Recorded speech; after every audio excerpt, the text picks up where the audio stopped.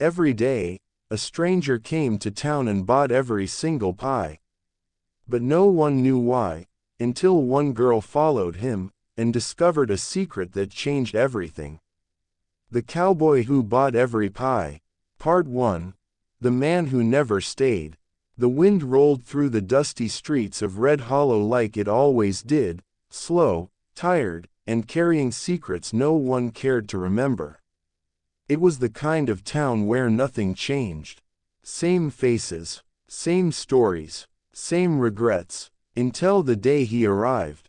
No one saw where he came from. Just that he rode in at sunrise, the golden light casting long shadows behind him. His horse moved steady, like it had traveled too many miles to care anymore. And the man on its back, he looked like he belonged to the road more than any place on earth. His name, people would later learn, was Ethan Cole. But on that first day, he was just another stranger. He didn't speak when he rode past the saloon. Didn't stop at the hotel. Didn't even glance at the general store where old men sat pretending they still had something left to prove. Instead, he stopped at the edge of town, right in front of a small wooden stand. A hand-painted sign hung above it. Fresh Pies and Bakery. Behind the table stood a young woman. Her dress was simple, her hands dusted with flour. A few strands of hair had escaped her braid, brushing against her face in the warm breeze. She looked up as the horse approached, her eyes cautious, but not afraid. She had seen men like him before. Men who came with silence and left with trouble. "Pies are fresh," she said, her voice steady. "Baked this morning." Ethan didn't answer right away. He looked at the table. Apple pies, berry pies, peach pies, all lined up neatly. Then he looked at her. Not in a way that made her uncomfortable. Just observant. "How much?" he finally asked. $2 each." A pause. Then he reached into his coat, pulled out a worn leather pouch, and dropped it on the table. Coins spilled out. "More than enough. I'll take them all." The woman blinked, unsure she heard him right. "All of them?" He nodded once. "Every pie." Now the nearby children had started watching. A couple of townsfolk slowed their walk. Even the old man from the barber shop leaned out just enough to listen. No one in Red Hollow bought all of anything. "Sir," she said carefully, that's over 20 pies." "I know." Silence stretched between them. She studied his face, searching for a joke, but there wasn't one. "Why?" she asked before she could stop herself. Ethan tilted his head slightly. "Asking questions costs extra," he said. It wasn't rude, just matter of fact. Still, there was something in his tone that made her hesitate. Then she did something unexpected. She smiled. "Then I'll consider it part of the purchase." For the first time, something flickered in his expression. Not quite a smile, but close. He stepped off the horse slowly, boots hitting the ground with a dull thud. One by one, he started gathering the pies, stacking them carefully as if they were something fragile. "You baked these yourself?" he asked. "Yes." "How long?" "Since I was 12. He nodded, as if that told him everything he needed to know. When he finished stacking the last pie, he paused. Then he said something that would echo through the town for days. "I want you to bake for me. Only me." The smile faded from her face. "I don't understand." "Every day," he continued. "You bake, I buy, and everyone else, they'll find something else to eat." Now the watching crowd began whispering. This wasn't normal. This wasn't right. The woman crossed her arms slightly, not defensive, but firm. "My name is Clara," she said. "And I don't belong to anyone." Ethan met her gaze. "I didn't say you did." "Then what are you asking?" A beat passed. Then, quietly, "I'm asking for something steady." The words landed heavier than expected. Clara hesitated. There was something about him, something tired, something broken, something honest. But still, no, she said gently. I won't stop selling to others. Another pause. The wind picked up again, tugging at the edges of her dress. Ethan didn't argue, didn't push. Instead, he picked up the box of pies, turned, and walked back to his horse. Then I'll buy them before they do, he said. And just like that, he rode away. That evening, Red Hollow buzzed with rumors. Strangest man I've ever seen. Probably running from something. No one spends that kind of money without reason. And Clara, someone asked. She should be careful. But Clara didn't feel afraid. Confused, yes. Curious, more than she wanted to admit. The next morning, she woke before sunrise like always. Kneaded dough, prepared fillings, lit the oven. By the time the first light touched the town, her pies were ready, and just like the day before, Ethan Cole was already there, waiting. The price of silence. The morning air in Red Hollow felt different. Not colder, not warmer, just aware. Clara noticed it the moment she stepped outside with her trays of fresh pies. The usual early customers, the ranch hands, the shopkeepers, the tired men who started their day before the sun, weren't gathered like they used to be. They were there, but they were watching him. Ethan Cole stood beside his horse, exactly where he had been the day before. Same still posture, same unreadable expression, like time hadn't moved for him at all. Clara set her pies down, brushing flour from her hands.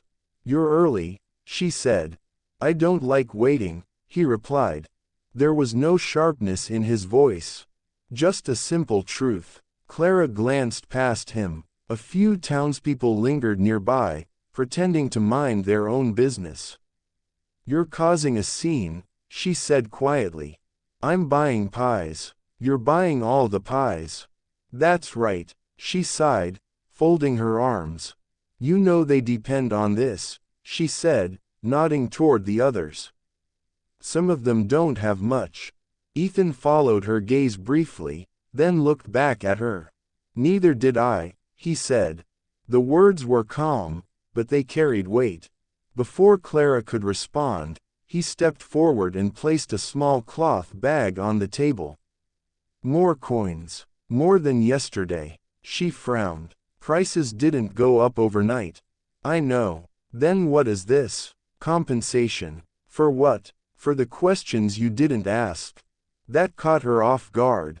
Clara studied him more carefully now. His clothes were worn, but not ragged. His hands were rough, like someone who worked hard, not someone who ran from it. And his eyes, they weren't cold, they were tired. You think money makes things simple, she said.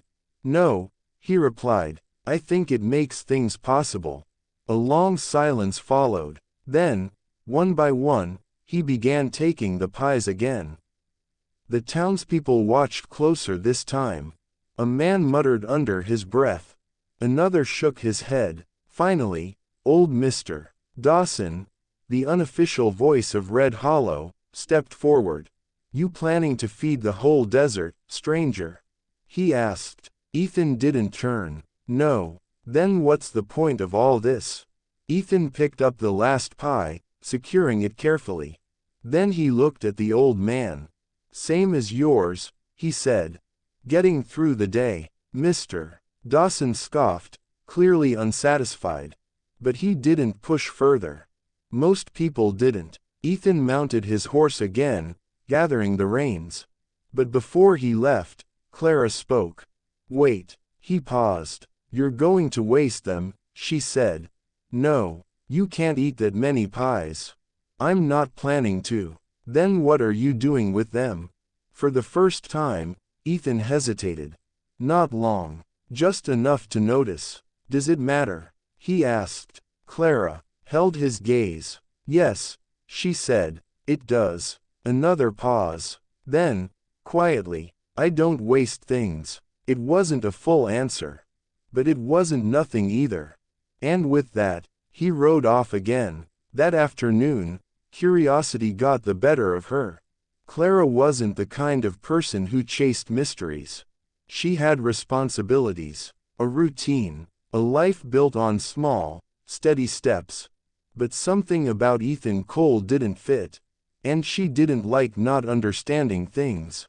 So she did something she hadn't done in years. She closed her stand early. Keeping a careful distance, she followed the trail leading out of town, the same one Ethan had taken. The sun hung high, casting heat across the open land. The path stretched toward a cluster of old trees near a dried creek bed. And that's where she found him. Ethan sat on a fallen log, his horse grazing nearby. The pies. They were gone from their boxes. Clara slowed her steps, confusion tightening in her chest. Then she saw it, a small group of children. Thin, dusty, quiet. They gathered around him cautiously, like animals unsure whether to trust the hand feeding them. Ethan handed each of them a slice of pie. No words, no smiles, just quiet patience. One little boy hesitated before taking his piece. Ethan didn't rush him, didn't insist. He just held it out until the boy finally reached for it. Clara felt something shift inside her. This wasn't what she expected. Not even close. One of the girls looked up at Ethan, her voice small. "Will you come back tomorrow?" Ethan paused, then nodded once. Yes, that was all she needed. The girl smiled, a real smile, the kind that didn't come easy out here. Clara stepped back, suddenly aware that she wasn't supposed to be part of this moment. But her foot caught on a loose stone. The sound echoed louder than it should have. Ethan turned instantly. Their eyes met. For a second, neither of them spoke. Then Clara stepped forward. "No point hiding now. You said you don't waste things," she said.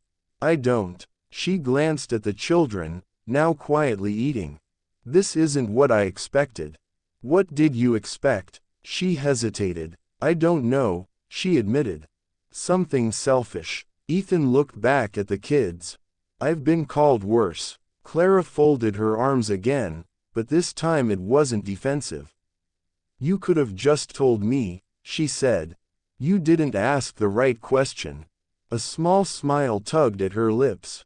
"Fair enough." Another silence settled, lighter this time. Then Clara spoke again. "You can't keep doing this forever," she said. "Buying everything like that. I won't have to." "Why not?" Ethan looked at her. "Because eventually," he said, "you'll understand." Clara frowned slightly. Understand what? But Ethan just stood, brushing dust from his hands. "Same time tomorrow," he said. It wasn't a question. He walked past her, heading for his horse. "Ethan," she called. He stopped. "Why Red Hollow?" A long pause. The wind picked up again, carrying that same restless feeling through the air. Then he answered, not turning around. "Because no one here asks where you came from." And with that, he rode away, leaving Clara standing there, surrounded by the quiet sounds of children finishing the last crumbs of pie. And a question she wasn't sure she was ready to answer. The weight of a name. By the third morning, it wasn't curiosity anymore. It was a problem. Red Hollow didn't like problems. Clara felt it before she even stepped outside. The air carried something sharper now, whispers that didn't bother hiding, eyes that followed her with quiet judgment. Her pie stand looked the same, but everything around it had changed. And right on time, Ethan Cole was there, waiting. Same place, same stillness, like the world moved around him, not with him. Clara set down her trays, slower than usual. "You're early again," she said. "I'm consistent." That's one way to put it. Before she could say more, a voice cut through the morning. "That's enough." It was Mr. Dawson again, but this time, he wasn't alone. 3 other men stood behind him. Ranch hands. Strong. Protective. The kind of men who believed problems could be solved with force if needed. Ethan didn't turn, but Clara did. Mr. Dawson, this doesn't concern you, Clara, he said firmly. It concerns him. Ethan finally shifted, his hand resting lightly near his belt, not threatening, just aware.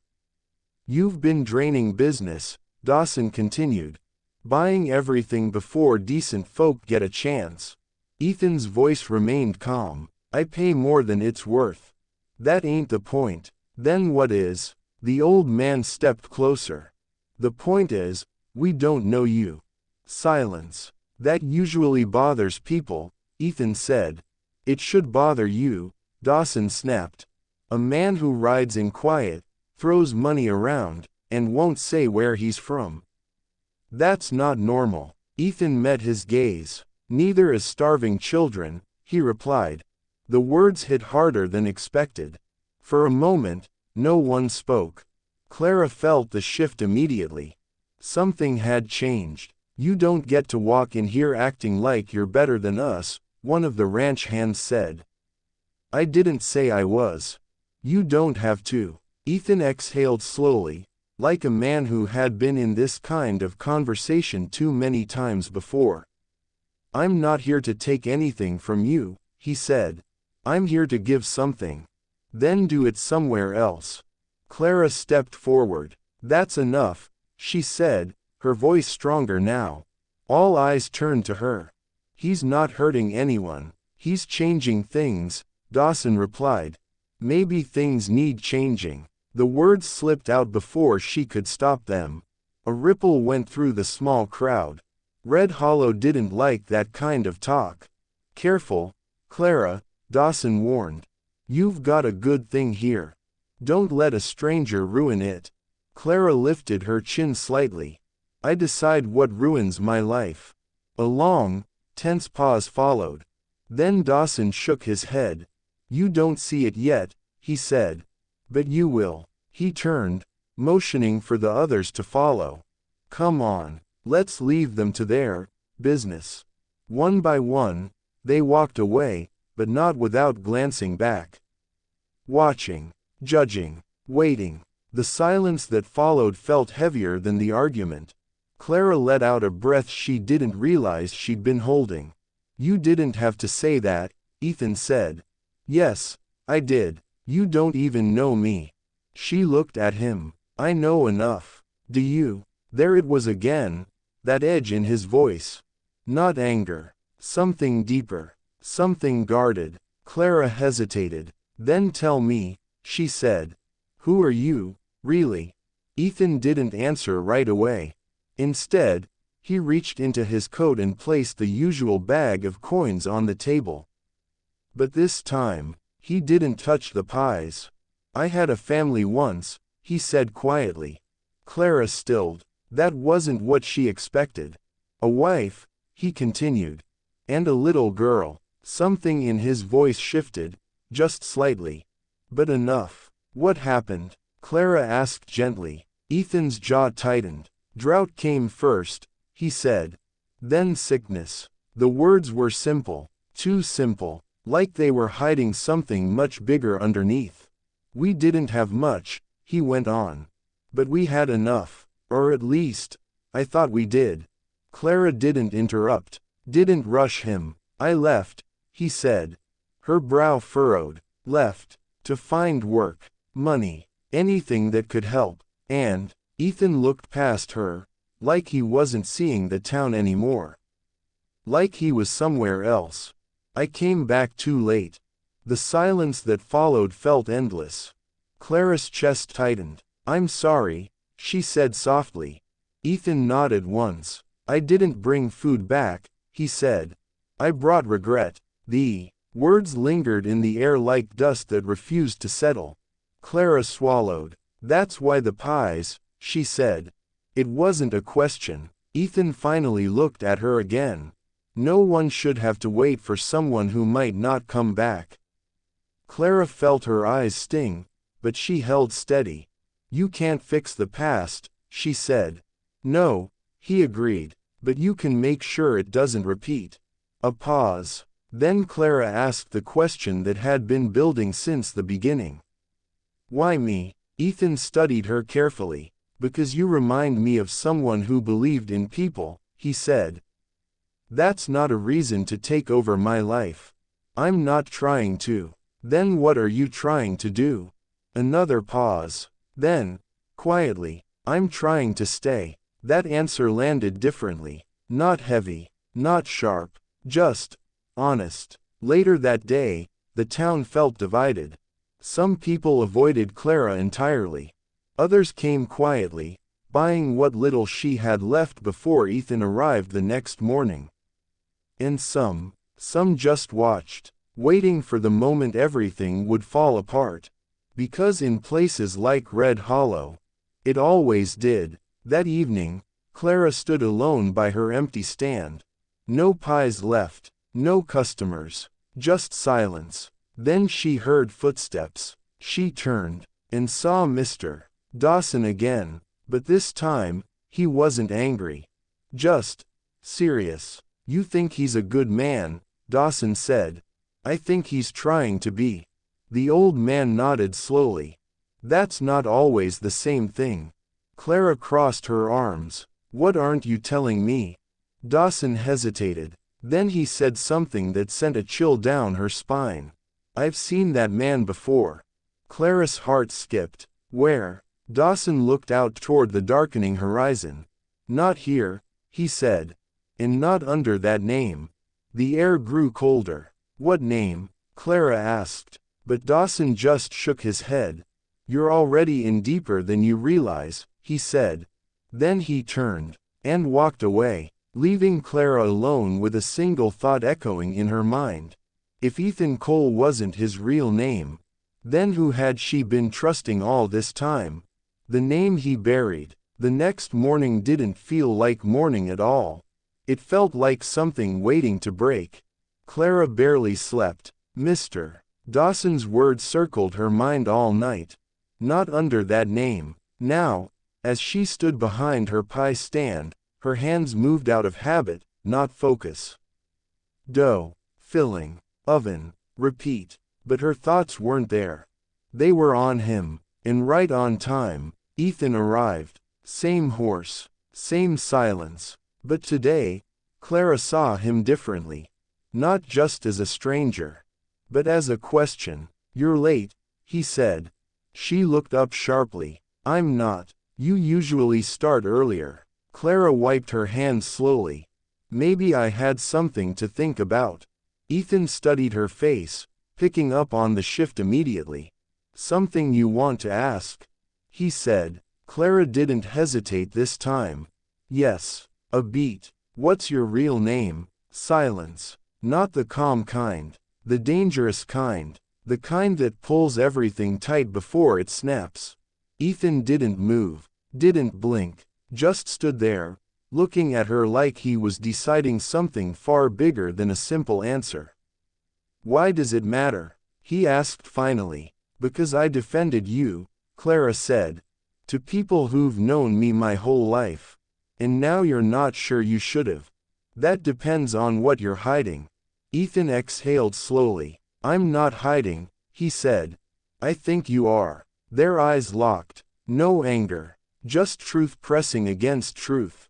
Then, hoofbeats. Fast, heavy, unfamiliar. Clara turned instinctively. 3 riders were coming in from the west road, hard, direct, not slowing down for anyone.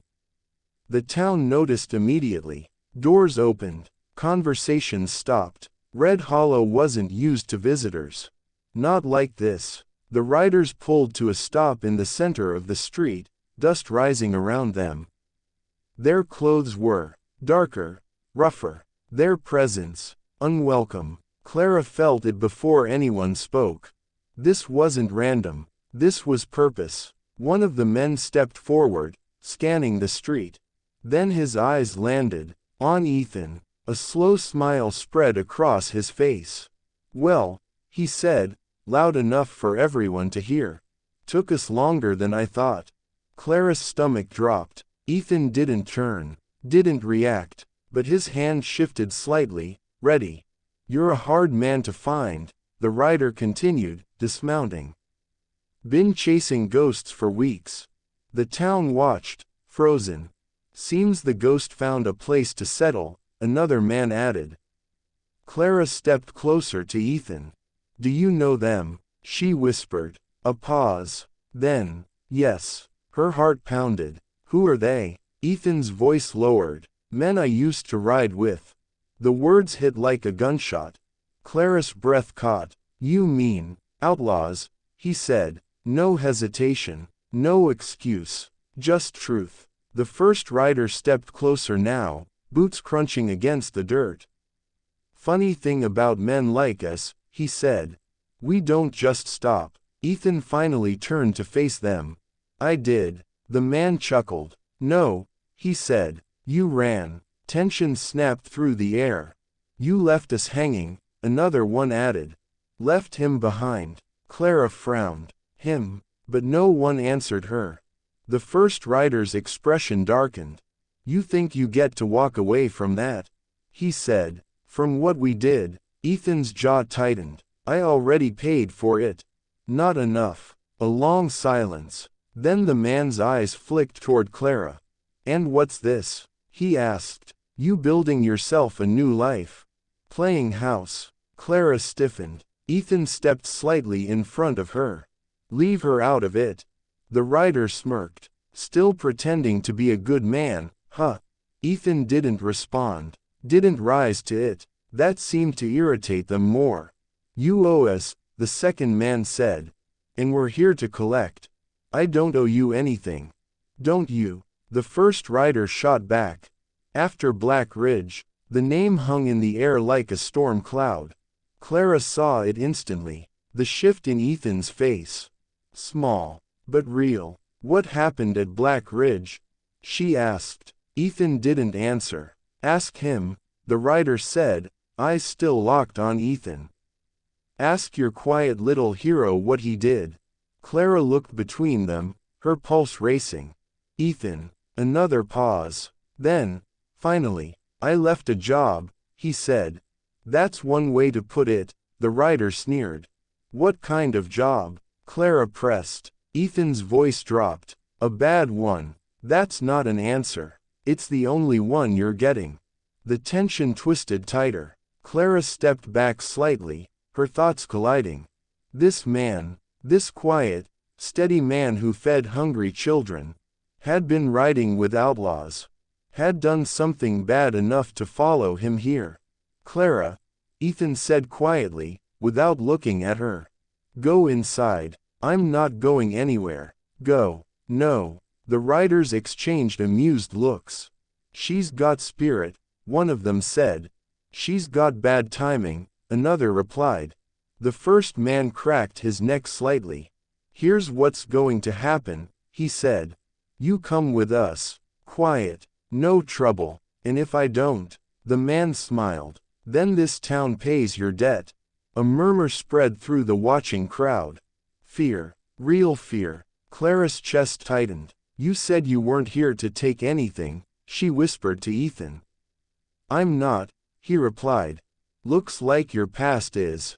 Another silence. Heavy. Final. Then Ethan did something no one expected. He stepped forward. Away from Clara. Away from the stand. I'll go, he said. Clara's head snapped toward him. No. He didn't look back. I'll go, he repeated. The riders paused, surprised, but pleased. Smart choice, the first one said. Clara grabbed Ethan's arm. You can't just leave, she said. Not like this. He finally turned to her. And for the first time, there was something close to regret in his eyes. This was always going to catch up, he said. Then let it, she replied. We'll figure it out. We, he echoed softly. Clara didn't hesitate. Yes, we. Something shifted again. But it wasn't enough. It's not your fight, he said. It became my fight the moment you made me part of it." The words landed hard. The riders grew impatient. "We don't have all day," one of them snapped. Ethan gently pulled his arm free. "You said I remind you of someone who believed in people," Clara said. He nodded once. "Then don't prove her wrong." That one hit deep. For a second, just a second, it looked like he might stay, might fight, might choose something different. But then, he stepped back. "I'm already too late for that," he said. And he turned, walking toward the men who had come to take him back into the life he tried to leave behind. Clara stood frozen, heart racing, mind screaming, because something inside her knew. If he left now, he wasn't coming back. What happened at Black Ridge? Wait. Clara's voice cut through the air like a crack of thunder. Ethan stopped, not because of the outlaws. Because of her. The entire town seemed to hold its breath as she stepped forward, her hands trembling, but her voice steady. "You don't get to walk away like this," she said. One of the riders laughed. "That's exactly what he does, sweetheart." Clara didn't even look at him. Her eyes were locked on Ethan. "You said you were too late once," she continued. "So don't be late again."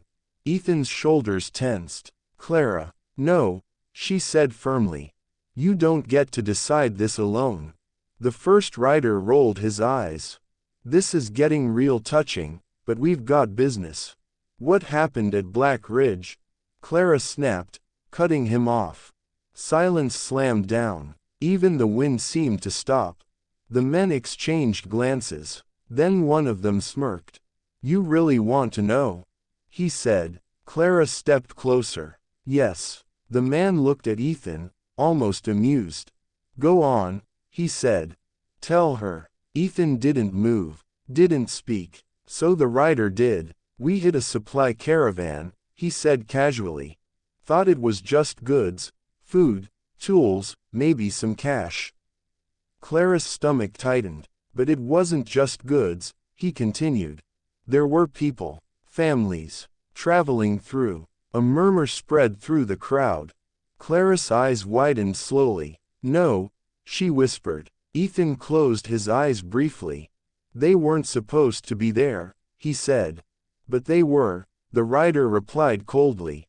"And things got messy." "How messy?" Clara asked, her voice barely holding. The rider tilted his head. "Gunfire messy." The words hit like a physical blow. Clara looked at Ethan. "Tell me," she said.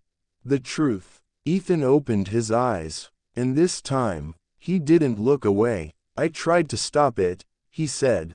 The rider laughed. "Yeah, you did," he said. "Right after it started." Clara's chest tightened. "What does that mean?" she asked. Ethan's voice was low. "It means I was part of it," he said. "Until I wasn't." "That's convenient," another outlaw muttered. Ethan ignored him. "When the shooting started, people panicked," he continued. "One of the men fired too soon. Then everyone did." Clara felt her hands go cold. "There was a girl," Ethan said. The words came slower now. He couldn't stop thinking about her. Clara could see it in his face, the same look he'd had when he talked about his daughter. "She was hiding behind a wagon," he went on. "Couldn't have been more than 8. Clara swallowed hard. "What happened?" she whispered. Ethan's jaw clenched. "One of them aimed at her." Silence. "I didn't think," he said. "I just moved." The rider's smile faded slightly. "He turned on us," he said. "Pulled his gun on his own men." "I told them to stop," Ethan said. "To walk away. And when we didn't, the rider shot back." Ethan didn't hesitate. "I shot first." The town gasped. Clara's breath caught. "You," she whispered. "I wasn't going to let them kill her," he said. The rider scoffed. "You think that makes you a hero?" "No," Ethan replied. "I know it doesn't." "What happened to the girl?" Clara asked. Ethan's expression darkened. "I got her out," he said. Got a few others out too. A few, the rider repeated mockingly. Not all. Clara flinched. Ethan didn't deny it. I couldn't save everyone, he said. The truth hung heavy in the air. Raw, unavoidable. So you ran, the rider said. Yes, Ethan replied. I took whoever I could and left. And left us to clean up your mess. I left you because you were the mess. The tension snapped again. The first rider stepped forward, anger flashing now. You don't get to rewrite what happened, he said. You betrayed us. I stopped you. You turned your back on your own. I chose not to be like you. For a moment, no one moved. Then the rider's hand dropped toward his gun. Big mistake, he said. Before he could draw, Clara stepped between them. Stop. Everyone froze. What are you doing? Ethan said sharply. Ending this, she replied. She turned to the riders. You came here for him, she said. Fine. You found him. That's right, one of them said. But you also told everyone the truth, she continued. Not the part you wanted, all of it. The men frowned slightly. Clara raised her voice, turning so the whole town could hear. He didn't run from doing something wrong, she said. He ran from becoming something worse. Murmurs spread, uncertain, conflicted. He tried to stop it, she went on. He saved who he could. Not everyone, the rider snapped. No, Clara said, not everyone, because he's human. She stepped closer, her voice stronger now. But he made a choice. A hard one. One that cost him everything. The town grew quieter. People looked at Ethan differently now. Not innocent, but not what they thought either. Clara turned back to the riders. You want to drag him back into that life? She said. Do it. A pause. But don't pretend you're the good men in this story. That hit hard. The riders exchanged looks. This time, not amused. Annoyed. Unsettled. You think a speech changes anything? One of them said. No, Clara replied, but it reminds people what they're really looking at. The first rider's jaw tightened. This ain't over, he said. Ethan stepped forward again. It is, he said. A long, tense silence followed. Then, slowly, the rider stepped back, not defeated, but calculating. You got lucky today, he said. Both of you. He mounted his horse, the others following. But luck runs out. Ethan didn't respond. He didn't need to. With one last glare, the men turned and rode out of Red Hollow. The dust settled behind them. And just like that, they were gone. The town stood in silence. Processing, reconsidering, rewriting what they thought they knew.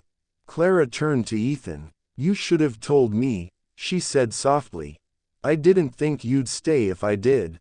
She held his gaze. You don't get to decide that for me.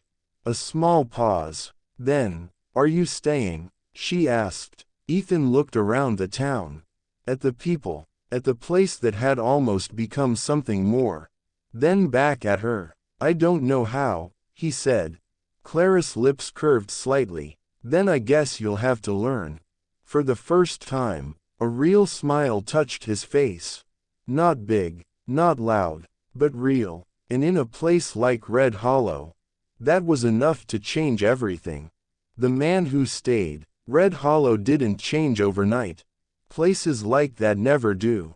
But something had shifted. Not in the buildings, not in the streets, in the people. The morning after the riders left, Clara stood at her pie stand like always.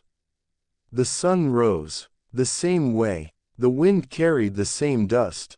But the silence, it was different. No whispers, no tension, just waiting. She set out her pies slowly, unsure of what the day would bring. For the first time since Ethan arrived, she didn't know if he would. Minutes passed, then more. Clara kept working, pretending it didn't matter. But it did, more than she wanted to admit. Then, hoofbeats. Soft, Familiar. She didn't look up right away. Didn't want to seem like she was waiting. But when the horse stopped in front of her stand, she couldn't help it. Ethan stood there, same as always, and not the same at all. "You're late," she said, a faint smile breaking through. "I had something to take care of," he replied. She raised an eyebrow. "Should I be concerned?" "No." A small pause. Then he reached into his coat and placed a much smaller pouch on the table. Clara glanced at it. "That's not enough to buy everything," she said. "I know." Silence. Clara looked up at him. "What changed?" Ethan took a breath. "I'm not buying them all anymore." The words landed gently, but they meant everything. Clara studied him carefully. "Why not?" He glanced toward the road leading out of town, then toward the distant trees near the dry creek. "I found another way," he said. She followed his gaze, and then she understood. "You're still feeding them?" "Yes. But not like before." "No." Clara nodded slowly. "Good," she said, "because I was starting to miss my customers." Right on cue, a familiar voice called out, "I'll take 2 apple pies." Clara turned. It was one of the ranch hands. The same one who had stood behind Mr. Dawson days ago. He stepped forward, a little awkward, but sincere. "And maybe a peach one too," he added. Clara smiled. Coming right up. More people followed, one by one, not all at once, but enough. Enough to feel like something had been repaired. Not perfect, but real. Later that afternoon, Clara made her way out toward the old creek. This time, she didn't follow. She walked openly. When she reached the trees, she saw him sitting there again, handing out slices of pie to the same group of children. They laughed more now, spoke louder, trusted easier. And Ethan, he looked different with them. Lighter, like a man slowly remembering how to breathe. Clara stepped closer. "You're late," she said. Ethan glanced up, a faint smirk forming. "I was working." "So was I." She sat beside him, watching the children. "You didn't tell them," she said. "Tell them what?" "About you." Ethan shrugged slightly. "They don't need to know." "Maybe not." A pause. "But I do." Ethan looked at her. "Why?" he asked. Clara met his gaze. "Because if you're staying," she said, "then I need to know who's staying." The words hung between them. Honest. Clear. Ethan looked away for a moment, thinking. Then back at her. "My name is still Ethan," he said. "The rest doesn't matter anymore." Clara tilted her head slightly. "It matters a little." "Why?" "Because people don't just change overnight." He nodded slowly. "No," he said, "they don't." Another pause. Then Clara asked the question that had been sitting quietly in her heart. "Are you running anymore?" Ethan looked out at the horizon. Long. Thoughtful. Then he shook his head. "No." Clara smiled softly. "Good." Days turned into weeks. And weeks into something steadier. Ethan didn't try to take over Clara's business again. Instead, he helped. Fixed broken wood on her stand. Carried supplies. Did the quiet work no one noticed, but everyone felt. At first, the town kept its distance. But time has a way of softening sharp edges. Mr. Dawson was the last to come around. Of course he was. One evening, as the sun dipped low, he approached the stand, eyeing Ethan carefully. "You planning to stay?" he asked. Ethan didn't look up, from the crate he was fixing. "Yes." Dawson nodded slowly. "Then you better make yourself useful." Ethan gave a small, almost invisible smile. "I plan to." A pause. Then Dawson added, "Apple pie still $2. Clara laughed softly. "For you." 3. The old man grunted. "Worth it." And just like that, another wall came down. One quiet evening, as the sky turned gold and the town settled into its usual rhythm, Clara stood beside Ethan near the edge of Red Hollow. The same place he first stopped. The same place everything changed. You know, she said, you never answered my question. Which one? Why you chose this town? Ethan looked out at the horizon.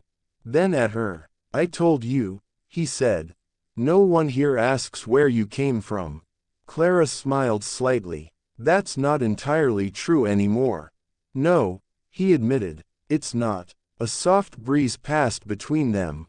Then Clara spoke again. You could have gone anywhere. I know. But you stayed. Ethan met her eyes. Yes. Why? This time, he didn't hesitate. Because you gave me a reason to.